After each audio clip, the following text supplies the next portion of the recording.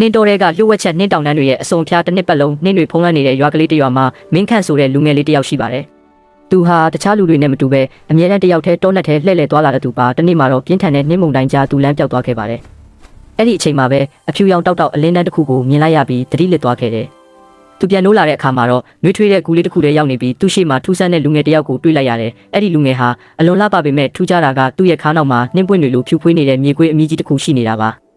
မျက်လုံးတွေကရေခဲလိုပြားလဲနေပြီးစပင်တွေကလည်းငွေရောင်အတိ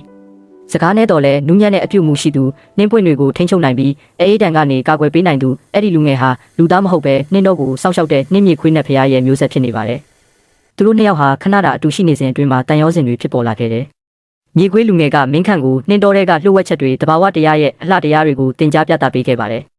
နှင်းတွေကအေးဆက်တယ်လို့လူတွေကထင်ကြပေမဲ့နှလုံးသားချင်းနှီးဆက်တဲ့အခါအဲ့ဒီနှင်းတွေကပဲနှွေးထွေးမှုကိုပေးစွမ်းနိုင်တဲ့နောက်ဆုံးမှာတော့မင်းခန့်ဟာသူ့ရဲ့ရွာကိုပြန်သွားခဲ့ရပါတယ်။ဒါပေမဲ့သူဟာစောင်းတွင်းရောက်တိုင်းအဲ့ဒီနှင်းတော်တွေကိုပြန်လာလေးရှိပြီးဖြူဖွေးတဲ့အမီလေးနဲ့လူငယ်လေးကလည်းသူ့ကိုအမြဲဆောင်ကြုံနေတတ်ပါတော့တယ်။